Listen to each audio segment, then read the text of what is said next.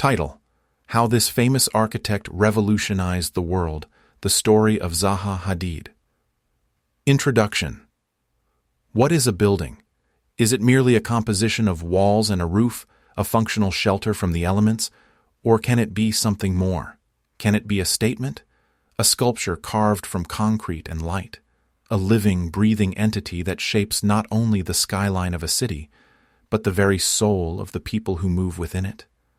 For centuries, architecture has been defined by straight lines, right angles, and the rigid logic of gravity. It was a world of boxes, stacked and arranged in predictable patterns.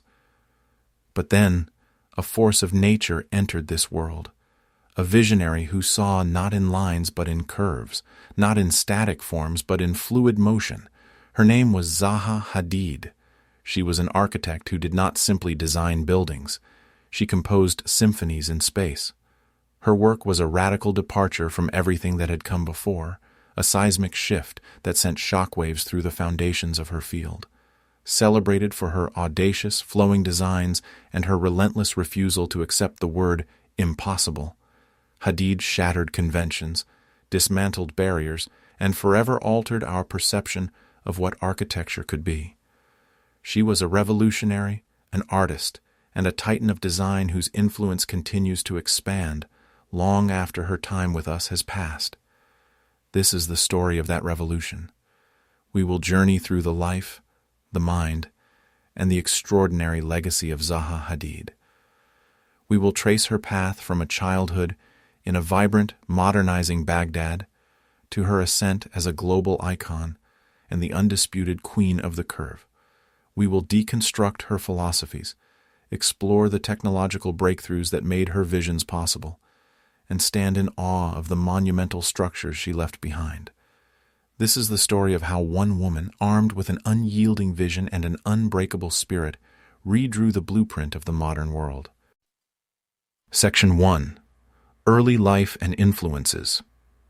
The story of Zaha Hadid begins not in the established architectural capitals of Europe or America, but in Baghdad, Iraq, in the year 1950. This was not the Baghdad of recent headlines, but a city brimming with optimism and intellectual fervor. It was a cosmopolitan hub, a melting pot where the ancient world met a bold, modernist future. It was into this dynamic environment that Zaha was born, to a family that was both influential and enlightened. Her father, Mohammed Hadid, was a prominent industrialist and a co-founder of the Iraqi National Democratic Party, a man deeply invested in the progressive future of his nation. Her mother, Wajiha al-Sabunji, was an artist, a woman who instilled in her daughter a profound appreciation for beauty, abstraction, and design. Growing up in this household, Zaha was immersed in a world of ideas. The family home was a gathering place for thinkers, politicians, and artists, and the conversations that swirled around her were of progress, culture, and the creation of a new society. But beyond the walls of her home, the city itself was her greatest teacher. She witnessed firsthand the layering of history, the timeless majesty of ancient Mesopotamian ruins, whose forms and patterns spoke of a deep mathematical order, standing alongside the clean, confident lines of new buildings designed by international modernist masters like Le Corbusier and Frank Lloyd Wright. This juxtaposition, the organic flowing lines of the past and the rational geometric forms of the present, ignited her imagination. She saw the desert landscapes, the fluid calligraphy of the Arabic script, and the winding path of the Tigris River, and in them she found a language of movement and continuity that would become the bedrock of her architectural grammar. Her formal education took her far from home, to boarding schools in England and Switzerland. It was here that she discovered another great passion, one that would seem, to some, at odds with the free-flowing nature of her later work: mathematics. She excelled at it, captivated by its logic, its patterns, and its ability to describe complex relationships in the universe. This was not a contradiction, but a completion. For Zaha, mathematics was the hidden poetry of space, the invisible scaffolding upon which the most audacious forms could be built. After earning her degree in mathematics from the American University of Beirut, a city then known as the Paris of the Middle East, she made the pivotal decision to move to London in 1972. She enrolled in the Architectural Association School of Architecture, or the AA, a legendary institution known as a hothouse for avant-garde thought and a laboratory for the future of design. It was here that the mathematician, the artist, and the visionary would finally converge. At the AA, she found her tribe, studying under radical thinkers like Rem Koolhaas and Elia Zengelis, who did not teach their students to follow rules, but to invent new ones. They encouraged her to push her ideas to their most extreme conclusions, setting the stage for a career that would be defined by a constant, relentless search for the new. Section 2. Early career and the paper architect. Upon graduating from the Architectural Association in 1977, Zaha Hadid's talent was immediately recognized by her mentor, Rem Koolhaas, who invited her to join his newly formed practice, the Office for Metropolitan Architecture, or OMA. Working alongside Koolhaas and Elia Zengelis, she was at the epicenter of architectural theory, contributing to a period of intense intellectual exploration. But Zaha's vision was too singular, too powerful to be contained within another's practice. By 1979, she felt the pull of independence and took the bold step of establishing her own firm in London, Zaha Hadid Architects. The early years were a crucible of struggle and artistic triumph. The architectural world of the time was a notoriously conservative and male-dominated bastion. Zaha was a triple outsider, a woman, an Arab immigrant, and an artist whose ideas were so far ahead of their time, they seemed to have arrived from another planet. Her designs, presented in a series of breathtakingly beautiful and complex paintings, were met with a mixture of awe and disbelief. Critics and potential clients were mesmerized by her vision, but they were also intimidated. Her fragmented, gravity-defying forms were dismissed as fantastical, indulgent, and, most damningly, unbuildable. The technology and engineering of the day had not yet caught up to the complexity of her imagination. This led to a frustrating but ultimately formative period where she became known as a paper architect. She was winning prestigious competitions but seeing none of her grand designs leave the drawing board. Her paintings and drawings from this era are now considered masterpieces in their own right, exhibited in museums like the Museum of Modern Art in New York. They are not mere blueprints. They are explosive, kinetic works of art. Influenced by Russian suprematism and the abstract art of Kazimir Malevich, they depict buildings as constellations of shattering and reforming fragments, landscapes exploding and reassembling into new, dynamic topographies. They were her manifesto, a visual declaration of war against the tyranny of the static and the predictable. Her definitive breakthrough on paper came in 1983. She won the international competition to design the Peak, a luxurious leisure club perched on a mountainside overlooking Hong Kong. Her proposal was unlike anything the world had ever seen.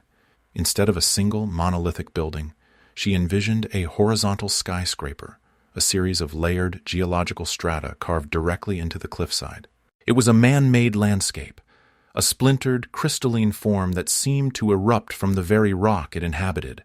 The project was a sensation.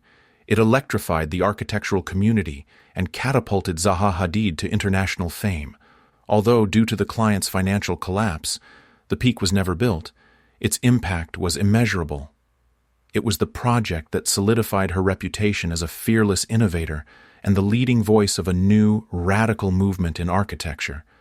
The paper architect had proven her power, and the world was finally beginning to pay attention. Section 3. The language of deconstructivism. To understand the revolution Zaha Hadid ignited, one must first understand the language she spoke, the language of deconstructivism.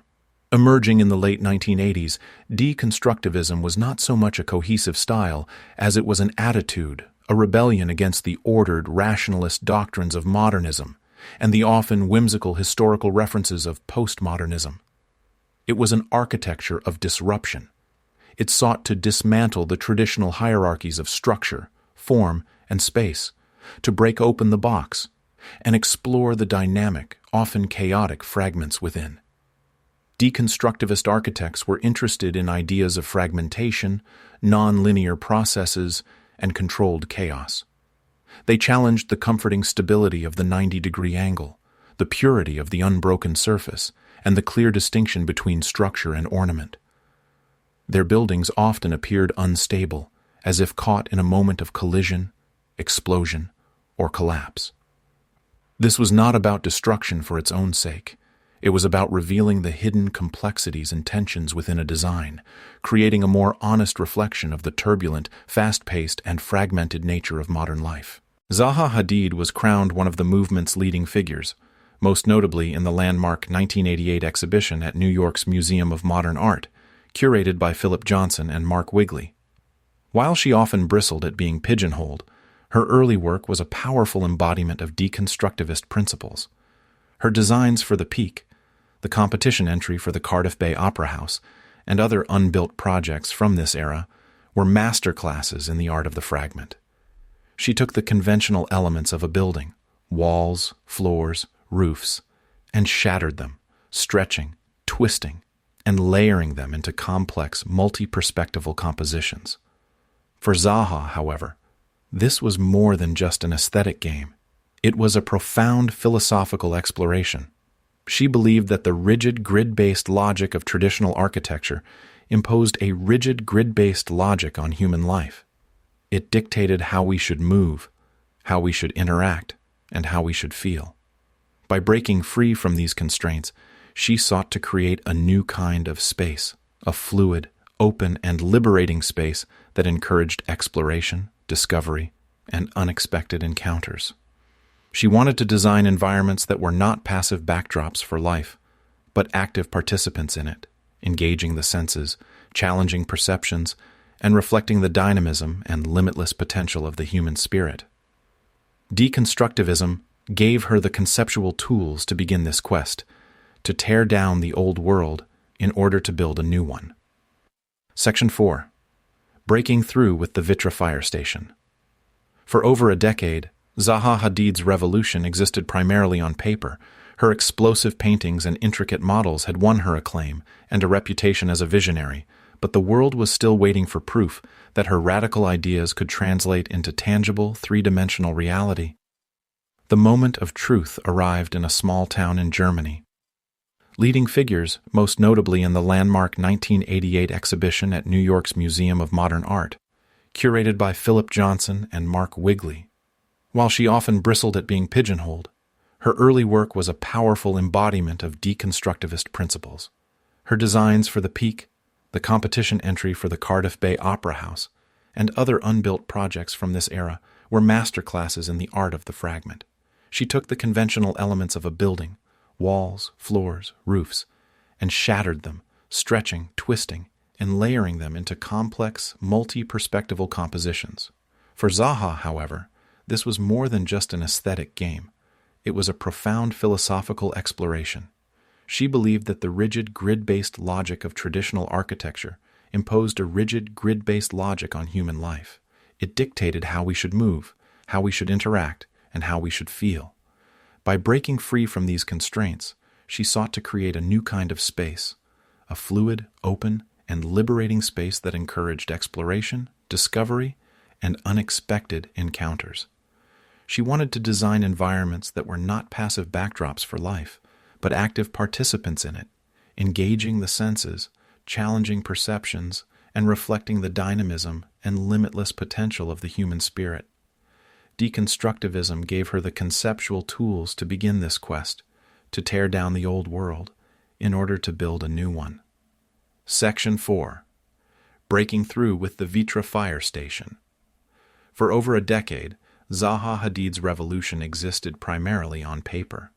Her explosive paintings and intricate models had won her acclaim and a reputation as a visionary, but the world was still waiting for proof that her radical ideas could translate into tangible, three-dimensional reality.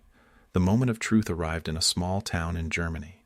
In 1993, on the campus of the Vitra Furniture Company in Weil am Rhein, Zaha Hadid completed her first major built project, the Vitra Fire Station.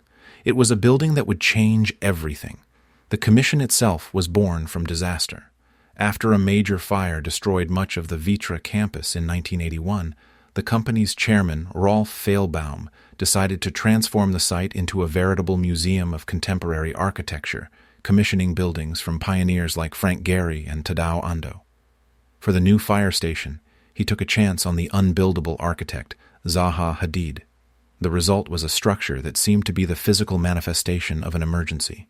It is a building of pure, directed energy, a frozen explosion of concrete and glass. From a distance, the Vitra fire station does not look like a building in the traditional sense. It looks like a sculpture of movement. A series of sharp, angular planes of exposed concrete slice and intersect, creating a sense of dynamic tension and imminent action. There are no right angles to be found. The walls lean, the ceilings tilt, and the spaces within are compressed and elongated, designed to heighten awareness and propel the firefighters forward. The building itself seems poised to spring into motion, a concrete sprinter in the starting blocks. Even the details, like the long linear lighting fixtures, are designed to create vectors of movement, guiding the eye and the body through the space. The building's function as a fire station was actually short-lived. Soon after its completion, the local fire codes changed, and the campus was absorbed into the jurisdiction of a larger municipal brigade. The building was repurposed, first as a showroom for chairs and now as a space for exhibitions and events. But its brief functional life is irrelevant to its monumental importance. The Vitra fire station was the Rosetta Stone for Zaha Hadid's career. It was the proof of concept. It demonstrated, unequivocally, that her complex, deconstructed geometries were not just fantasies. They could be engineered, they could be constructed, and they could create spaces of incredible power and intensity. It silenced the skeptics who called her work unbuildable and opened the floodgates for the torrent of groundbreaking projects that would follow. The paper architect had finally built her world, and the landscape of architecture would never be the same. Section 5. The Challenges of Gender and Identity. Zaha Hadid's journey to the pinnacle of her profession was not just an artistic battle against convention. It was a deeply personal struggle against the entrenched prejudices of her time. Throughout her career, she was a pioneer who had to break down not one, but multiple barriers. In the overwhelmingly male, predominantly Western world of elite architecture, she was an anomaly. She was a woman. She was an Iraqi. She was a Muslim. And she was unapologetically herself. In interviews, she spoke candidly about the immense obstacles she faced. She was told her designs were too aggressive, too flamboyant, adjectives often used to dismiss the work of confident women. Her Arab heritage was sometimes used against her, subtly or overtly, in a field that was still deeply Eurocentric. She was often described as difficult or a diva, labels rarely applied to her male counterparts who exhibited the same level of uncompromising vision and fierce determination. The very qualities that were celebrated in men as signs of genius, single-mindedness, ambition, a refusal to compromise, were often framed as character flaws in her. Perhaps the most painful and public manifestation of this resistance came with the Cardiff Bay Opera House competition in Wales. In 1994, Zaha Hadid won the international competition to design the landmark cultural building. Her design was stunning, a crystalline necklace of forms that would have given the city a world-class icon. But a fierce conservative backlash erupted. A coalition of local politicians and media figures, including some who openly expressed xenophobic sentiments, waged a relentless campaign against her alien design. Despite winning the competition twice, the commission was ultimately taken from her and given to a more conventional, local firm. The loss was a devastating blow, both professionally and personally. It was a stark reminder that even with the winning idea, the system itself could be stacked against you. Yet, Zaha Hadid did not retreat. She did not soften her designs or her personality to conform to expectations. Instead, she channeled her frustration into her work, making it even bolder, more defiant, and more resolutely her own. She refused to be a victim of circumstance. Her perseverance in the face of such adversity became a powerful story in itself. She proved that talent, tenacity, and a singular vision could ultimately triumph over prejudice. Her success was not just a personal victory, it was a victory for every woman, every immigrant, every outsider who dared to dream in a world that told them they didn't belong. By simply being who she was and succeeding on her own terms, Zaha Hadid became a towering source of inspiration, kicking down doors and clearing a path for a more diverse and inclusive generation of architects to follow. Section 6. Embracing Technology and Computational Design. If Zaha Hadid's imagination was the engine of her revolution, then technology was the fuel that made it fly. The organic, fluid, and complex forms that lived in her mind and on her canvases were, for many years, beyond the reach of conventional architectural practice. The straight-edged rulers, compasses, and T-squares of the analog era were simply inadequate tools for describing, let alone constructing, her vision to belong.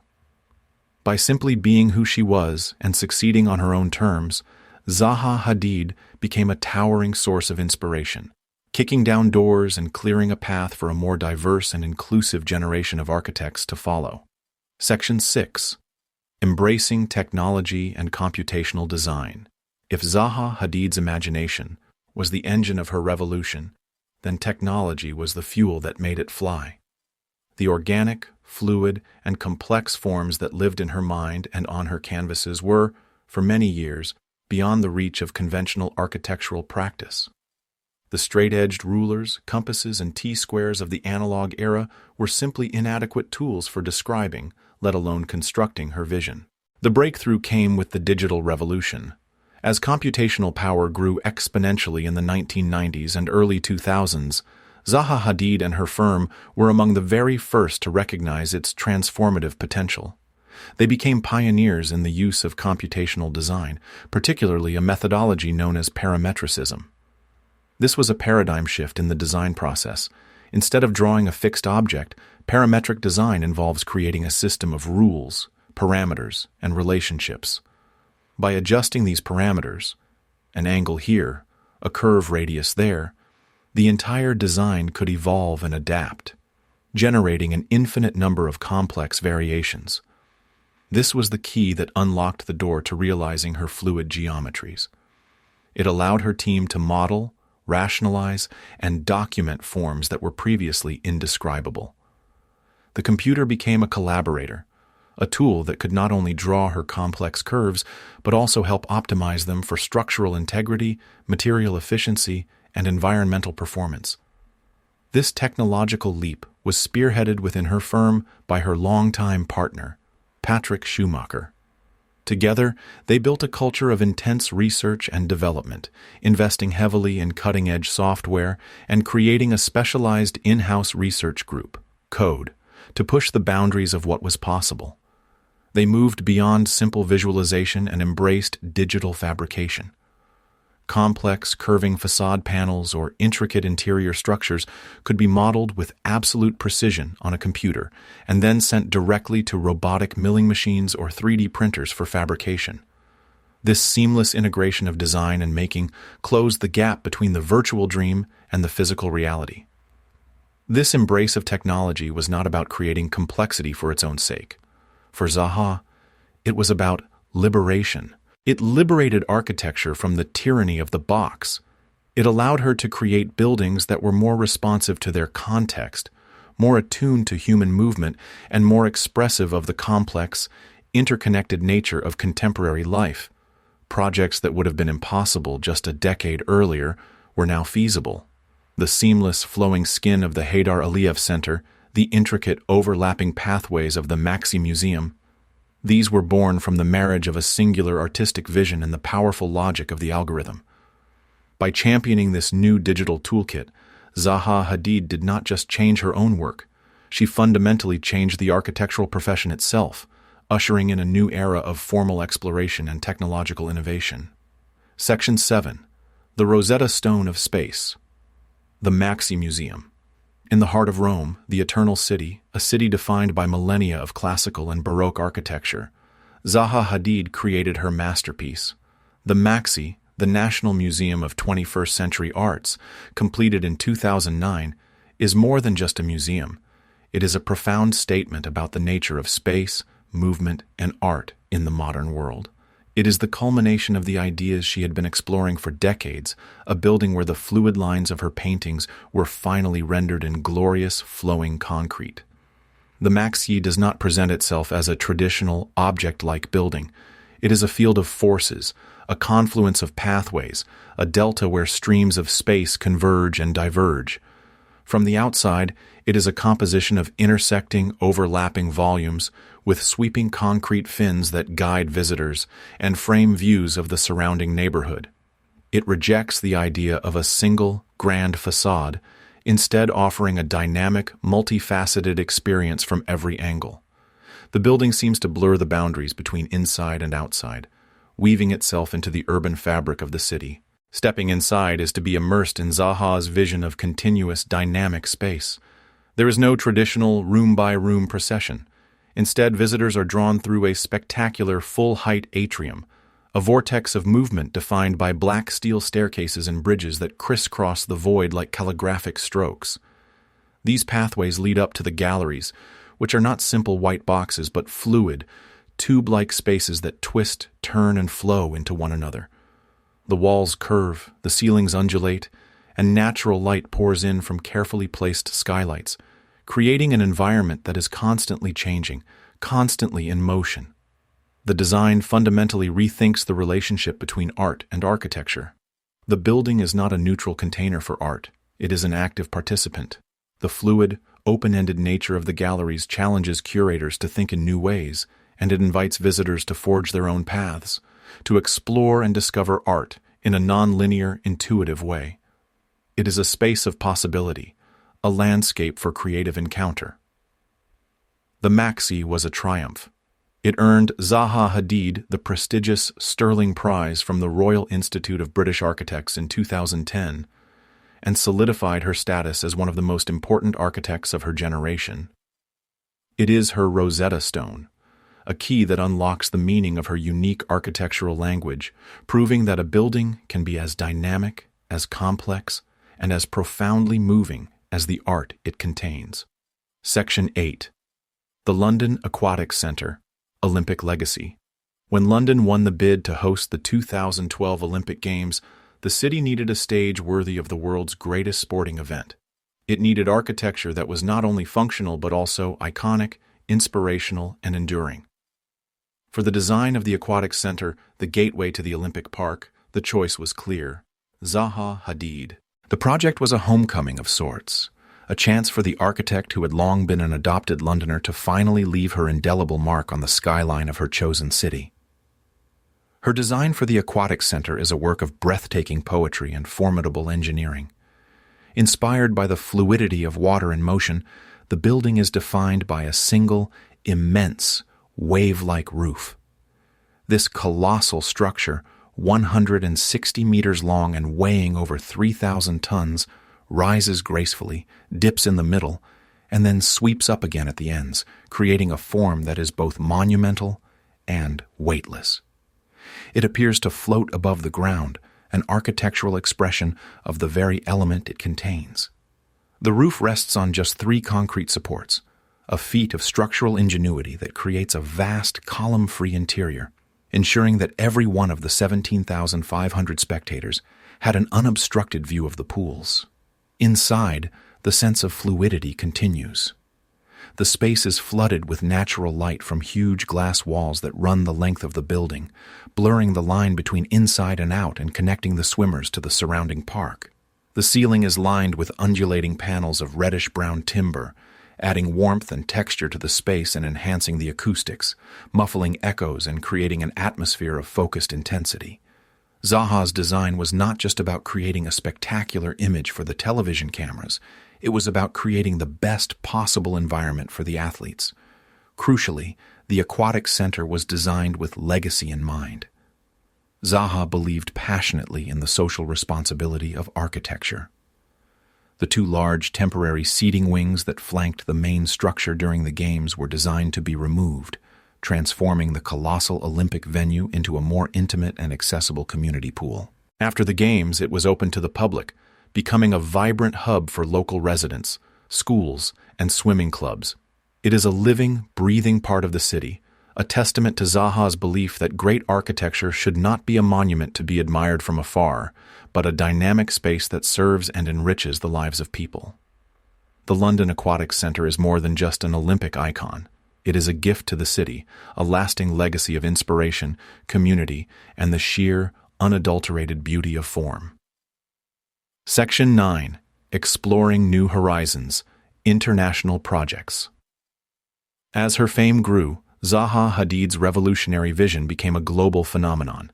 Commissions poured in from every corner of the world, and her firm began to create landmark buildings that redefined cultural and civic landscapes from Asia to the Middle East and beyond. Each new project was an opportunity to test new ideas, respond to different cultural contexts, and push the boundaries of technology and form even further. Her work was not a one-size-fits-all solution. It was a distinctive language that could adapt and translate itself into new and exciting dialects. In China, a nation undergoing an unprecedented wave of urbanization, her work found a particularly receptive audience. The Guangzhou Opera House, completed in 2010, is a stunning example of her ability to integrate architecture with nature. Located on the banks of the Pearl River, the design features two massive boulder-like forms, as if they were giant pebbles smoothed over millennia by the flow of water. The twin boulder design creates a powerful dialogue with the river and the surrounding landscape. Inside, the main auditorium is a golden, asymmetrical space with contoured balconies that ripple around the stage, creating an immersive and acoustically perfect environment. The project set a new benchmark for cultural architecture in China, demonstrating that a modern icon could be both futuristic and deeply connected to its natural setting. Perhaps the most pure and sculptural expression of her mature style is the Haydar Aliyev Center in Baku, Azerbaijan, completed in 2012. This building is a complete rejection of the rigid, monumental Soviet architecture that had previously defined the city. It is a single, continuous, fluid surface that rises from the surrounding plaza, folding and swelling to create a series of interior spaces before merging back into the ground. The building's skin, made from glass fiber reinforced concrete and polyester panels, is seamless, with no visible connections, giving it the appearance of a single flowing entity. It is an architectural spectacle, a building that seems to have been shaped by the wind rather than by human hands. It embodies her lifelong quest for a continuous, dynamic space, a place where walls melt into ceilings and the ground itself becomes part of the architecture. From the crystalline cellular structure of the King Abdullah Petroleum Studies and Research Center in Riyadh to the soaring futuristic towers of the Wangjing Soho complex in Beijing, her international projects demonstrated the universal power and appeal of her vision. They were not just buildings, they were cultural magnets, symbols of progress and ambition for the cities that commissioned them. They proved that Zaha Hadid's revolution was not confined to one city or one country, but was a global force, reshaping our understanding of what a building could be on a planetary scale. Section 10. The Power of Collaboration. While Zaha Hadid was the undeniable creative genius and driving force of her firm, the realization of her breathtakingly complex visions was a fundamentally collaborative endeavor. She was the conductor, but she needed a world-class orchestra of brilliant minds to play her music. She understood that to build the impossible, you needed to assemble a team that was as fearless and innovative as she was. She fostered a studio culture that was a dynamic ecosystem of architects, designers, engineers, researchers, and artists, all united by a shared commitment to pushing the limits of their respective fields. Collaboration was not just a practical necessity, it was embedded in the firm's DNA. The design process at Zaha Hadid Architects was a constant dialogue, an intense exchange of ideas between different disciplines. This was especially true of her relationship with engineers. To make her fluid, gravity-defying form stand up, she needed to work with structural engineers who were willing to throw out the old rulebooks and invent new solutions.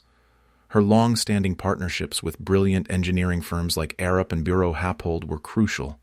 Together, they pioneered new structural systems, developed innovative uses for materials like steel and reinforced concrete, and found ways to rationalize impossibly complex geometries into buildable components.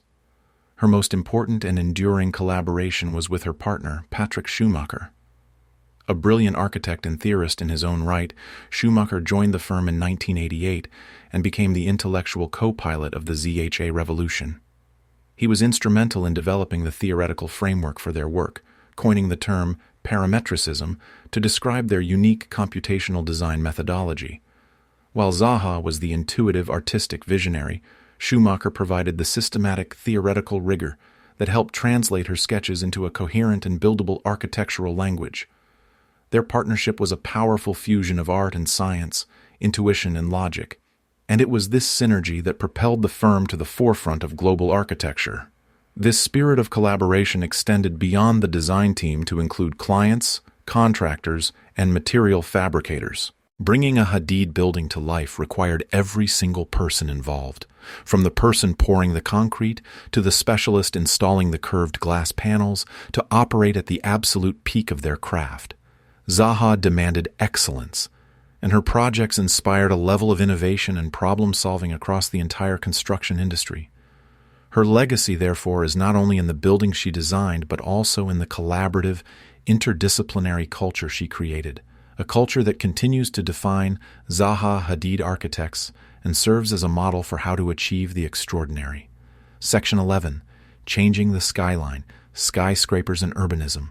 Zaha Hadid's revolutionary vision was not limited to individual cultural landmarks. She also turned her attention to the larger scale of the city itself, tackling the challenges of high-rise buildings and urban master planning. She sought to inject her signature language of fluidity and dynamism into the often rigid and repetitive world of skyscraper design and urbanism. She believed that even the densest urban environments could be made more human, more connected, and more inspiring. Her approach to skyscrapers was a radical departure from the traditional extruded box. She saw towers not as static, vertical objects, but as dynamic, sculptural forms that could interact with each other and with the city at ground level. A prime example is the Wangjing Soho complex in Beijing, completed in 2014.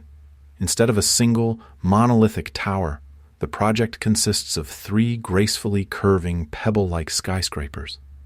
Their rounded, tapering forms seem to dance around each other, creating a sense of movement and energy that changes as you move around the site. Crucially, the space between the towers is just as important as the towers themselves. She designed a series of interconnected public parks and plazas at the base, creating a welcoming, pedestrian-friendly environment that encourages social interaction. The project is a vision for a new kind of high-density development, one that prioritizes community and public space. She applied this same thinking to large-scale urban planning. For projects like the Master Plan for Singapore's One North development or the Kartalpendik Master Plan in Istanbul, she moved away from the rigid grids of traditional city planning. Instead, she proposed urban fabrics based on flowing lines, interconnected networks, and a seamless integration of buildings, infrastructure, and green space. Her urban designs were like natural systems, with major arteries and smaller capillaries, creating a porous, adaptable framework for growth. At the heart of her urban philosophy was a deep concern for connectivity. She wanted to break down the barriers that fragment modern cities, the highways that sever neighborhoods, the private developments that turn their backs on the public realm. She envisioned cities as fluid, integrated fields, where the boundaries between living, working, and leisure were blurred, and where public space was the connective tissue that held everything together. By challenging the status quo of urban design, Zaha Hadid advocated for cities that were not just efficient, but also more equitable, more sustainable, and more profoundly alive. She was not just changing skylines, she was reimagining the very DNA of the 21st century city. Section 12. Pushing the Limits. Advanced Materials and Engineering, the otherworldly forms of Zaha Hadid's architecture, demanded a parallel revolution in materials and engineering. Her vision constantly outpaced the capabilities of conventional construction, forcing her and her team to become relentless innovators, working at the absolute frontier of what was technically possible. Realizing her designs was a continuous process of research, experimentation, and invention, requiring a deep and collaborative partnership with engineers and fabricators. This architecture demanded a parallel revolution in materials and engineering. Her vision constantly outpaced the capabilities of conventional construction, forcing her and her team to become relentless innovators, working at the absolute frontier of what was technically possible. Realizing her designs was a continuous process of research, experimentation, and invention, requiring a deep and collaborative partnership with engineers and fabricators. Her projects became test beds for advanced materials and novel construction techniques. For the flowing, seamless surfaces that became her trademark, traditional materials were often insufficient. Her team became experts in the use of high-performance composites like glass fiber reinforced concrete, GFRC, and glass fiber reinforced plastic, GFRP. These materials could be molded into complex, double-curved shapes while remaining relatively lightweight and durable. The shimmering, fluid skin of the Haidar Aliyev Center, for instance, is clad in over 15,000 individual GFRC and GFRP panels, each with a unique geometry, all fitting together with microscopic precision to create a single, monolithic surface. Steel and concrete, the workhorses of modern construction, were also pushed to their absolute limits. The dramatic swooping roof of the London Aquatics Centre required a sophisticated steel truss system of unprecedented scale and complexity. The fluid concrete walls of the MAXXI Museum in Rome demanded the development of new self-compacting concrete mixtures and highly complex custom-built formwork to achieve their smooth, continuous curves. The firm often worked directly with manufacturers to develop bespoke solutions, from custom extruded aluminum window frames that could follow a curving facade to new types of glazing that could be bent and warped to fit her organic forms. This innovation was driven by the power of computational analysis.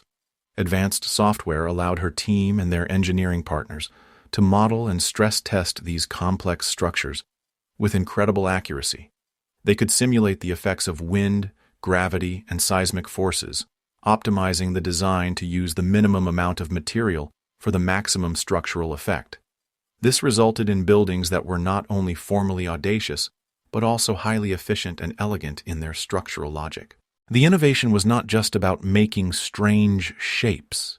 It was about finding a new, more sophisticated and integrated relationship between form, material, and structure. By consistently demanding more from the materials and methods of her time, Zaha Hadid acted as a catalyst for progress across the entire building industry, inspiring a new generation of engineers and builders to believe that if you can design it, you can find a way to build it. Section 13. Influencing Design Beyond Architecture. Zaha Hadid's revolutionary aesthetic was too powerful to be contained within the boundaries of architecture alone. Her unique design language, a language of fluidity, complexity, and futuristic elegance, had a universal appeal that transcended scale and discipline. She saw design as a continuous field, and she applied her singular vision to an astonishingly wide range of objects, from the intimate scale of a ring to the domestic scale of a sofa and the public scale of a major art installation. She became a prolific product designer, collaborating with some of the world's most prestigious brands to create pieces that are now considered collector's items. For the Italian design firm Sawaya and Moroni, she created the Z chair, a dynamic, zigzagging form of polished stainless steel that looks more like a sculpture of motion than a piece of furniture. For B&B Italia, she designed the Moon System sofa, a sweeping, monolithic curve that redefines the concept of seating as a social landscape. Her liquid glacial tables, crafted from polished acrylic, perfectly capture the illusion of water frozen in a moment of turbulent motion, their surfaces rippling and refracting light. Her influence extended dramatically into the world of high fashion. She saw fashion as architecture on the body, and she collaborated with iconic houses like Chanel, Fendi, and Louis Vuitton, most prestigious brands, to create pieces that are now considered collector's items. For the Italian design firm Sawaya and Moroni, she created the Z chair, a dynamic, zigzagging form of polished stainless steel that looks more like a sculpture of motion than a piece of furniture. For B&B Italia, she designed the Moon System sofa, a sweeping, monolithic curve that redefines the concept of seating as a social landscape. Her liquid glacial tables, crafted from polished acrylic, perfectly capture the illusion of water frozen in a moment of turbulent motion, their surfaces rippling and refracting light. Her influence extended dramatically into the world of high fashion. She saw fashion as architecture on the body, and she collaborated with iconic houses like Chanel, Fendi, and Louis Vuitton. Items. For the Italian design firm Sawaya and Moroni, she created the Z chair, a dynamic zigzagging form of polished stainless steel that looks more like a sculpture of motion than a piece of furniture. For B&B Italia, she designed the Moon System sofa, a sweeping monolithic curve that redefines the concept of seating as a social landscape. Her liquid glacial tables, crafted from polished acrylic, perfectly capture the illusion of water frozen in a moment of turbulent motion, their surfaces rippling and refracting light. Her influence extended dramatically into the world of high fashion. She saw fashion as architecture on the body, and she collaborated with iconic houses like Chanel, Fendi, and Louis Vuitton. For Chanel, she designed a breathtaking mobile art pavilion, a spaceship-like structure that traveled the world. For Louis Vuitton, she created the Icon bag, a sculpted, futuristic accessory that reimagines the handbag as a piece of wearable architecture. She even designed shoes for brands like Adidas and United Nude, creating footwear that looked as though it had been sculpted for a sci-fi film, with cantilevered heels and flowing, ergonomic forms. These forays into other design fields were not a distraction from her architectural work. They were an extension of it. They were laboratories where she could test ideas about form, materiality, and fabrication at a smaller, more intimate scale. Each object, whether a vase, a faucet, or a piece of jewelry, was a miniature manifesto of her core principles, a belief in seamlessness, a passion for innovation, and a desire to create objects that surprise, delight, and challenge our expectations.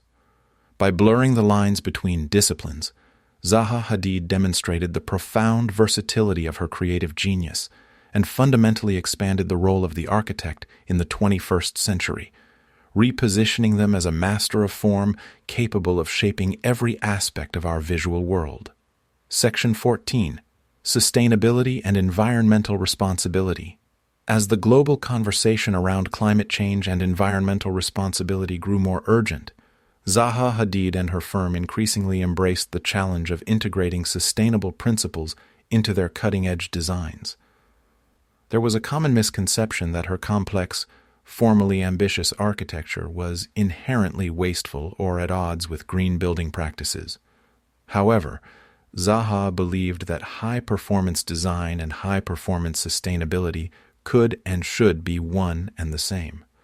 Her firm began to leverage its technological prowess to create buildings that were not only visually stunning but also intelligent, efficient, and responsive to their environment. This commitment is powerfully demonstrated in the design for the BIA headquarters in Sharjah, United Arab Emirates. BIA is a leading environmental and waste management company, so their headquarters needed to be a global benchmark for sustainable architecture.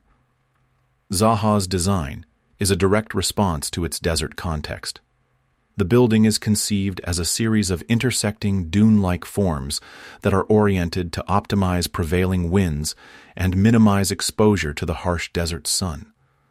The structure incorporates a range of passive design strategies, such as natural ventilation and shaded courtyards, to reduce the need for artificial cooling.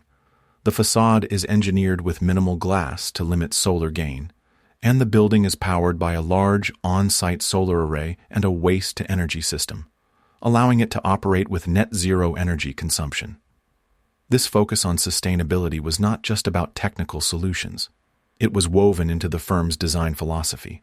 They used advanced computational tools to run environmental simulations, optimizing a building's form and orientation to maximize natural light while minimizing heat gain. They explored the use of recycled and locally sourced materials and integrated systems for water conservation and rainwater harvesting. The London Aquatics Centre, for example, uses recycled aggregate in its concrete and was designed to be highly energy efficient in its post-Olympic legacy mode. Zaha's approach to sustainability was holistic. She understood that a truly sustainable building was not just about energy efficiency. It was about creating healthy, resilient, and socially vibrant spaces that contribute to the long-term well-being of their communities. She sought to create buildings that fostered a connection to nature, promoted walkability, and provided high-quality indoor environments with ample natural light and fresh air. Her work demonstrated that avant-garde design and environmental stewardship were not mutually exclusive. Instead, she showed that the same innovative thinking and technological sophistication required to create revolutionary forms could also be harnessed to create a more sustainable and responsible built future. Section 15. Education and Mentorship. Beyond her monumental achievements as a practicing architect, Zaha Hadid was a deeply committed and influential educator. She saw teaching not as a secondary activity, but as an essential part of her mission to advance the discipline of architecture. For her, the classroom and the design studio were laboratories for the future, places to ignite the imaginations of the next generation, and to test ideas that were too radical for the commercial world. Throughout her career, she held prestigious teaching positions at some of the world's most elite institutions, including the Harvard Graduate School of Design, Yale University, and Columbia University. She also led a masterclass studio for many years at the University of Applied Arts in Vienna, where she mentored a generation of European architects. In her teaching, Zaha was known for being a demanding, passionate, and profoundly inspiring presence. She did not teach a style to be copied. She taught a methodology of inquiry. She pushed her students to question everything, to challenge all assumptions, and to reject the comfort of conventional solutions. She encouraged them to think abstractly, to draw inspiration from art, nature, and science, and to develop their own unique design language. Her critiques were famously tough but always driven by a genuine desire to see her students achieve their full potential. She had little patience for lazy thinking or timid ideas, constantly urging her students to be bolder, to push their concepts to the absolute limit. As most elite institutions, including the Harvard Graduate School of Design, Yale University, and Columbia University. She also led a masterclass studio for many years at the University of Applied Arts in Vienna, where she mentored a generation of European architects. In her teaching, Zaha was known for being a demanding, passionate, and profoundly inspiring presence. She did not teach a style to be copied. She taught a methodology of inquiry. She pushed her students to question everything, to challenge all assumptions, and to reject the comfort of conventional solutions. She encouraged them to think abstractly, to draw inspiration from art, nature, and science, and to develop their own unique design language. Her critiques were famously tough but always driven by a genuine desire to see her students achieve their full potential. She had little patience for lazy thinking or timid ideas, constantly urging her students to be bolder, to push their concepts to the absolute limit. Many of her former students and employees have gone on to become influential architects, designers, and educators in their own right, carrying her spirit of fearless experimentation into their own work. The global network of talent that passed through her studio and her classrooms is a testament to her immense impact as a mentor. She fostered a culture of intellectual rigor and creative freedom that has had a ripple effect across the entire profession. Her commitment to education also manifested in her public lectures and her role as a global ambassador for architecture. She traveled tirelessly, speaking to audiences around the world, sharing her vision, and advocating for the power of design to create a better future. She was particularly passionate about encouraging young women and people from diverse backgrounds to enter the field, using her own story as proof that the old barriers could be broken. Through her teaching and mentorship, Zaha Hadid ensured that her revolution would not end with her. She planted the seeds of innovation in thousands of creative minds, guaranteeing that her legacy would not just be preserved in her buildings, but would continue to evolve, grow, and shape the world for decades to come. Section 16. Awards and Recognition. Throughout her trailblazing career, Zaha Hadid's revolutionary contributions to architecture were recognized with a torrent of prestigious awards and honors, cementing her place in the pantheon of the all-time greats. These accolades were not just affirmations of her extraordinary talent. They were powerful milestones that marked her ascent and shattered glass ceilings within the profession. The most historic of these honors came in the year 2004. Zaha Hadid became the first woman ever to be awarded the Pritzker Architecture Prize, an honor often referred to as the Nobel Prize of Architecture. For a field that had been dominated by men for its entire history, this was a moment of seismic significance. The Pritzker jury praised her for her unswerving commitment to modernism and for always pushing the boundaries. In her acceptance speech, Zaha acknowledged the significance of the moment, hoping that her win would encourage other women to pursue their ambitions without compromise. It was a victory, not just for her, but for gender equality in architecture and beyond. The accolades continued to pour in. She was a two-time winner of the United Kingdom's most prestigious architectural award, the Royal Institute of British Architects' Sterling Prize. She won in 2010 for the magnificent MAXXI Museum in Rome, and then, remarkably, won again in 2011 for the Evelyn Grace Academy, a secondary school in London.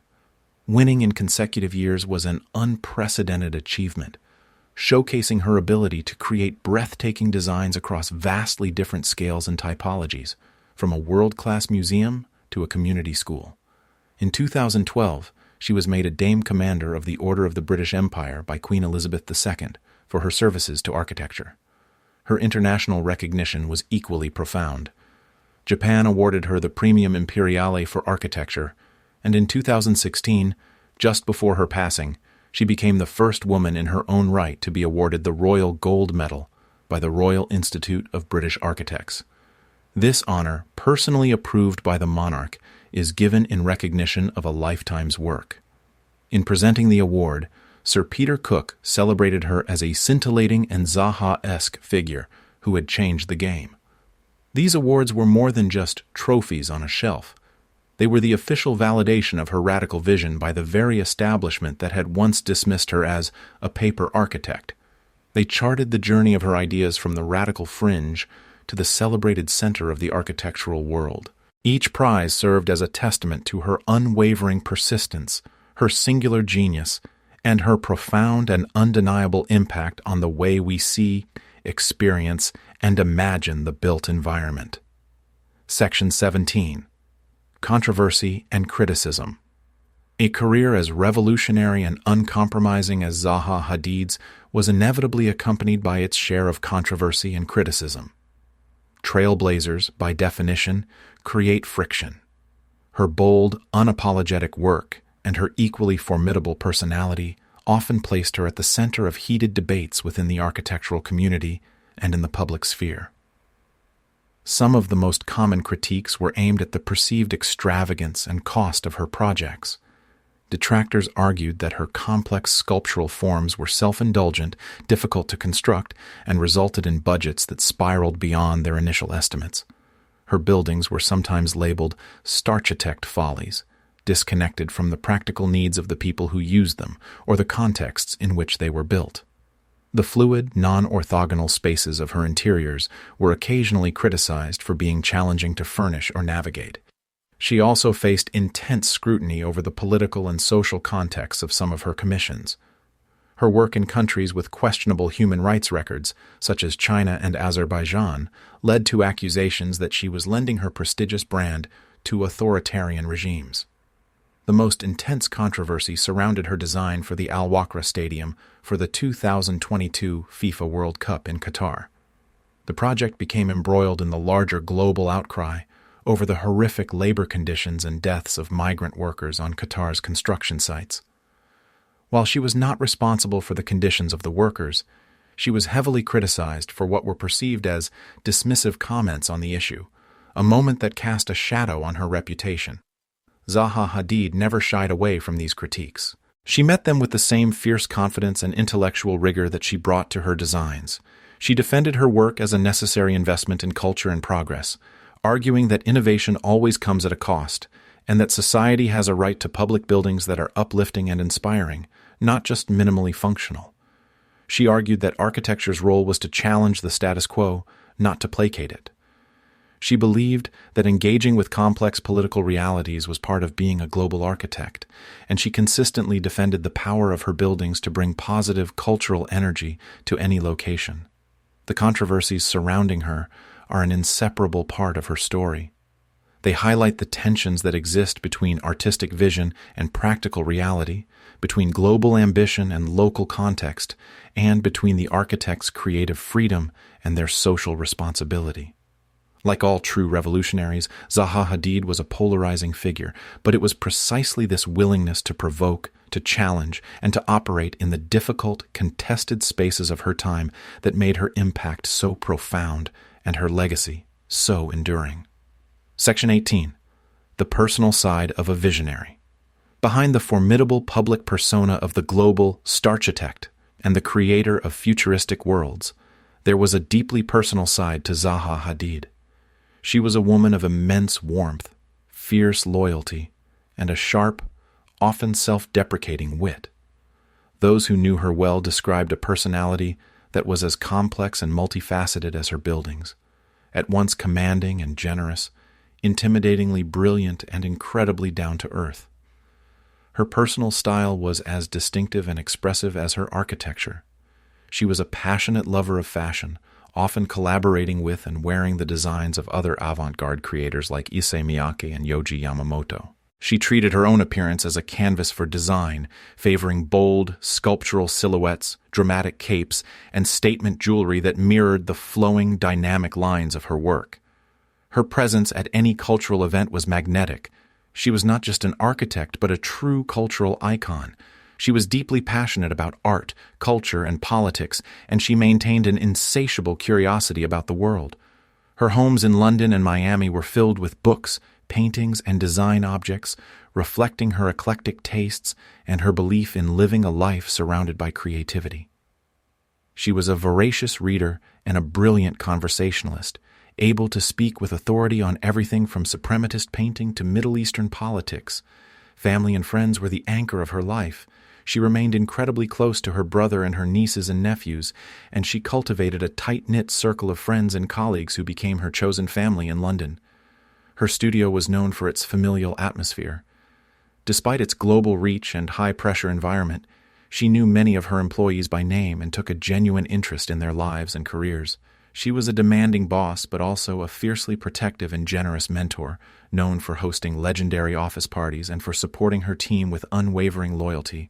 Despite her global fame and the immense pressures of her career, she never lost the connection to her roots or her identity as an Iraqi woman who had made her way in the world. She was a powerful advocate for greater diversity in her profession and a role model for countless people who saw in her a reflection of their own struggles and aspirations. The personal story of Zaha Hadid, the story of her intellect, her humor, her generosity, and her unbreakable spirit, is essential to understanding the source of her creative power. Her architecture was not born in a vacuum. It was the product of a rich, complex, and profoundly human life, lived with passion, courage, and an unyielding belief in the power of the imagination. Section 19. Legacy and Continuity. On March 31, 2016, the world of architecture was stunned by the sudden and unexpected passing of Zaha Hadid. She died at the age of 65, at the height of her powers, leaving behind a monumental body of work and a legacy that continues to reverberate through the very foundations of the field. Her death was a profound loss, but her revolution was far from over. She had built not just a collection of iconic buildings, but a powerful, self-sustaining vision that would be carried forward by the firm she created. Her legacy is, first and foremost, in the physical world. The dozens of built projects that stand in cities across the globe are her most tangible gift to posterity. From the flowing concrete of the MAXXI Museum to the crystalline peaks of the Morpheus Hotel in Macau, her buildings have fundamentally altered our expectations of the built environment. They are destinations, landmarks, and sources of civic pride. But more importantly, they are lived spaces that challenge, delight, and inspire the millions of people who experience them every year. Beyond the buildings, her legacy lives on in the ideas she championed. She proved that architecture could be fluid, dynamic, and expressive. She dismantled the hegemony of the right angle and ushered in an era of formal experimentation. Her pioneering use of computational design and parametricism fundamentally changed the tools and processes of the profession, opening up new worlds of possibility for architects everywhere. The influence of her formal language can be seen in the work of countless designers and students who now operate with a freedom of form that was unimaginable before she came along. Crucially, she built an institution designed to outlast her. Under the leadership of her longtime partner Patrick Schumacher and the other senior partners she had mentored, Zaha Hadid Architects has continued to thrive, completing projects that were on the boards at the time of her death and winning new commissions that carry her design DNA into the future. The firm remains a global leader in innovation, pushing forward with research into robotics, artificial intelligence, and sustainable design, ensuring that the spirit of Zaha, a spirit of relentless inquiry and fearless experimentation, remains at the core of its work. Her name is no longer just the name of a person. It is the name of a movement, a methodology, and a philosophy. The continuity of her firm is perhaps the ultimate testament to the strength and clarity of her vision, a vision so powerful that it continues to build the future, even in her absence. Section 20. The Future of Architecture. After Zaha Hadid did not just add new chapters to the history of architecture. She started a whole new book. Her contributions have so profoundly altered the landscape of the profession that it is impossible to imagine its future without acknowledging her impact. The revolution she began continues to unfold, shaping the questions, the tools, and the aspirations of architects today and for generations to come. Her most visible legacy is the liberation of form. The Hadid effect can be seen in the proliferation of curvilinear and complex geometric designs around the world. She made the fluid and the organic a viable and celebrated part of the architectural vocabulary. But her influence runs much deeper than mere aesthetics. She fundamentally changed the process of design itself. The widespread adoption of parametric modeling, digital fabrication, and interdisciplinary collaboration in studios and schools across the globe is a direct result of the path she forged. She proved that technology was not just a tool for documentation, but a creative partner that could unlock new possibilities for expression and performance. The future of architecture is also being shaped by the values she championed. Her career was a powerful argument for diversity and inclusion.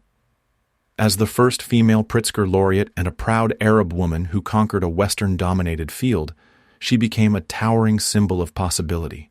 Her success has inspired a more diverse generation of talent to enter the profession, enriching it with new perspectives and voices. The ongoing conversation about equity and representation in architecture owes a significant debt to the barriers she broke.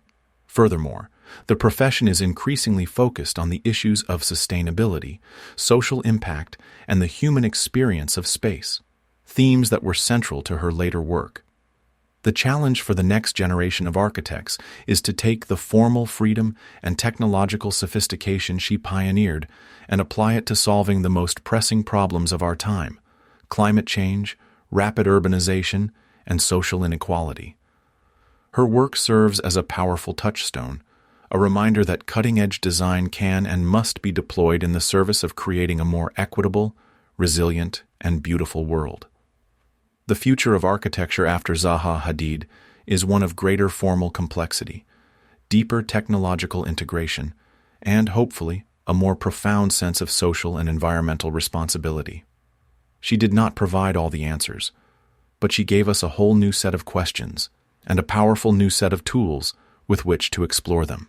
Section 21. The Human Experience of Architecture.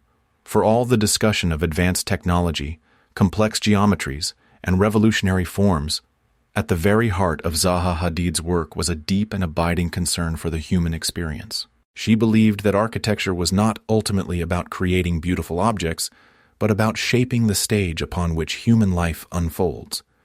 Her goal was to create environments that would not just shelter people, but would elevate their spirits, stimulate their senses, and foster a deeper sense of connection to each other and to their surroundings.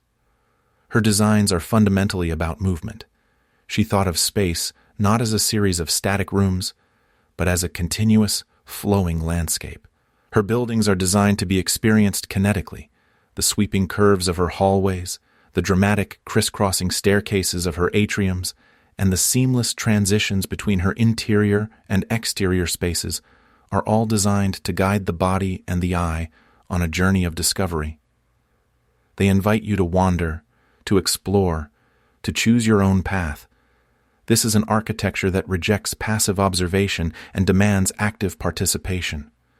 It is designed to make you feel alive, aware, and engaged. She also sought to break down the traditional barriers that segregate human activity. In her master plans and her large public buildings, she blurred the lines between inside and outside, public and private, work and leisure. The plaza of the Haidar Aliyev Center is not just a forecourt. It is an extension of the building itself, a public living room for the city. The ground floor of the MAXXI Museum is porous and open, inviting the city into its heart. She believed that architecture should be a social condenser, a force that brings people together in new and unexpected ways. This focus on the human experience is perhaps her most subtle but most profound legacy. In an age often dominated by economic efficiency and functional pragmatism, Zaha Hadid reminded us that architecture has a higher purpose. She reminded us that the spaces we inhabit have a powerful effect on our emotions, our interactions, and our sense of well-being. She believed that a well-designed building could bring joy, inspire creativity, and foster a sense of community. Through her work, she challenged us all to imagine new ways of living, working, and relating to one another. A vision of a more fluid, more connected, and more humane world that remains as urgent and as relevant today as it ever was. Section 22, Cultural Impact and Popularity. Zaha Hadid transcended the world of architecture to become a genuine global cultural icon. Her name and her distinctive visual style became synonymous with the future, with innovation, and with a kind of fearless 21st century glamour. She was one of the very few architects in history whose fame extended far beyond the professional community and into the realm of popular culture. Her buildings became coveted backdrops in films, television shows, and high-fashion photo shoots, their futuristic forms providing an instant visual shorthand for progress and sophistication. Her designs for furniture, jewelry, and even superyachts were featured in lifestyle magazines and design blogs, further cementing her status as a tastemaker and a visionary. She became a celebrity in her own right, recognized on the streets of London, New York, and Milan, her striking personal style and commanding presence making her an unforgettable figure. This cultural resonance was fueled by the power of her personal story. The narrative of the Iraqi-born woman who battled against the odds to conquer the male-dominated world of Western architecture was an inspiring tale of resilience and genius. She became a powerful role model, not just for aspiring architects, but for women and minorities in every field. She embodied the idea that creativity and determination could overcome even the most entrenched barriers. Her story resonated with a global audience because it was a story of transformation, of transforming skepticism into admiration, of transforming paper dreams into concrete reality, and of transforming the world through the sheer force of her will. Her popularity helped to elevate the public conversation about architecture. She put architecture on the front pages, making it a topic of mainstream interest and debate. She helped a broader audience understand that buildings are not just functional necessities, but a vital and expressive art form that shapes our collective identity and aspirations. By becoming a cultural phenomenon, Zaha Hadid did more than just build iconic structures. She built a bridge between the specialized world of architecture and the wider public imagination, inspiring a new level of appreciation for the power and beauty of design. Section 23. The Continuing Evolution of Zaha Hadid Architects. The ultimate test of a revolutionary's vision is whether it can survive and evolve after they are gone. Since Zaha Hadid's passing in 2016, her firm, Zaha Hadid Architects, has proven the profound resilience and adaptability of her legacy. Far from becoming a museum to her past achievements, the firm has continued to be a dynamic and forward-looking force in global architecture, building on her foundational principles while forging new and exciting paths. Led by Patrick Schumacher and the partners she mentored, the firm has carried her torch forward with remarkable energy. They have completed numerous landmark projects that were conceived with Zaha, such as the breathtaking Morpheus Hotel in Macau, with its free-form exoskeleton, and the sprawling new international airport in Beijing, which is one of the largest and most technologically advanced in the world. These projects are a powerful testament to the clarity and strength of her original vision. At the same time, the firm is not frozen in time. Passing in 2016, her firm, Zaha Hadid Architects, has proven the profound resilience and adaptability of her legacy. Far from becoming a museum to her past achievements, the firm has continued to be a dynamic and forward-looking force in global architecture, building on her foundational principles while forging new and exciting paths. Led by Patrick Schumacher and the partners she mentored, the firm has carried her torch forward with remarkable energy. They have completed numerous landmark projects that were conceived with Zaha, such as the breathtaking Morpheus Hotel in Macau, with its free-form exoskeleton, and the sprawling new international airport in Beijing, which is one of the largest and most technologically advanced in the world. These projects are a powerful testament to the clarity and strength of her original vision. At the same time, the firm is not frozen in time. It continues to evolve, pushing the boundaries of research and innovation in ways Zaha herself would have championed. The in-house research group, CODE, remains at the forefront of exploring new digital technologies, from artificial intelligence and robotic fabrication to virtual and augmented reality. They are applying these tools to tackle increasingly complex challenges in urban planning, infrastructure design, and sustainable development. The firm's work is expanding into new territories, from designing modular housing solutions to creating immersive virtual environments. This evolution is guided by the core values that Zaha instilled in the practice: a commitment to rigorous inquiry, a belief in the power of collaboration, and an unwavering optimism about the future. By staying true to her spirit of relentless innovation while embracing the new challenges and opportunities of our time, Zaha Hadid Architects is ensuring that her revolution is not a historical event, but a living, ongoing process. The firm continues to shape the future of the built environment, a powerful and enduring testament to the visionary who started it all. Section 24. Inspiring the Next Generation. Perhaps the most enduring and important legacy of Zaha Hadid is not made of concrete, steel, or glass. It is the intangible but powerful inspiration she provides to future generations. Her life and her work stand as a monumental testament to the power of a single individual to change the world through creativity, resilience, and an unwavering belief in the seemingly impossible. For young architects and designers, especially women and those from underrepresented backgrounds, she is more than just a historical figure. She is a guiding star. Her story proves that your origins do not have to define your destiny. It demonstrates that a unique perspective is not a liability, but a source of strength. This work is expanding into new territories, from designing modular housing solutions to creating immersive virtual environments.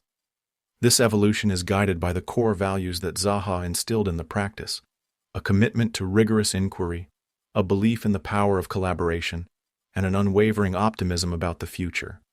By staying true to her spirit of relentless innovation, while embracing the new challenges and opportunities of our time, Zaha Hadid Architects is ensuring that her revolution is not a historical event, but a living, ongoing process.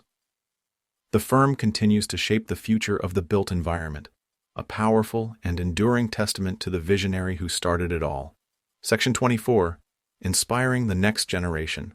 Perhaps the most enduring and important legacy of Zaha Hadid is not made of concrete, steel, or glass. It is the intangible but powerful inspiration she provides to future generations. Her life and her work stand as a monumental testament to the power of a single individual to change the world through creativity, resilience, and an unwavering belief in the seemingly impossible. For young architects and designers, especially women and those from underrepresented backgrounds, she is more than just a historical figure. She is a guiding star. Her story proves that your origins do not have to define your destiny. It demonstrates that a unique perspective is not a liability, but a source of strength. She gives them the courage to pursue their own bold ideas, to resist the pressure to conform, and to hold firm to their convictions, even in the face of skepticism and rejection. Her commitment to breaking down barriers has helped to pave the way for a more open, more diverse, and more dynamic profession. The questions she raised about form, space, and society continue to fuel the most exciting debates in architectural schools around the world. She taught us that architecture should be a field of constant questioning, of perpetual research, and of fearless experimentation. As we look to the future and the immense challenges that lie ahead, Zaha Hadid's example reminds us of the profound social responsibility of the architect. She showed us that architecture is not just about building, it is about imagining and creating the world we want to live in. Her spirit of boundless possibility continues to ignite the imaginations of dreamers, creators, and change-makers everywhere, inspiring them to be bold, to be brave, and to design with purpose. Conclusion. Zaha Hadid revolutionized architecture by daring to see the world not as it was, but as it could be. She was a force of nature who bent steel, concrete, and convention to her will. She broke down barriers of gender, ethnicity, and style, and in doing so, she redrew the boundaries of her profession. Her buildings are not silent structures. They are vibrant, emotional, and kinetic expressions of a singular, uncompromising vision. Through her work, Zaha showed us that architecture can be a catalyst for innovation, a source of profound beauty, and a powerful force for social and cultural change. Her legacy lives on not only in the spectacular spaces she created, but in the minds of the people she inspired, and in the future she helped to shape. As we reflect on her extraordinary journey, from the drawing boards of London to the skylines of the world, we are reminded that true revolutionaries are those who possess the courage to challenge the established order and the genius to build a new one in its place. Zaha Hadid's vision continues to light the way, a timeless call to all who seek to transform the world through the power of imagination and design. The future of architecture, and indeed our world, is brighter, bolder, and infinitely more interesting because she was here,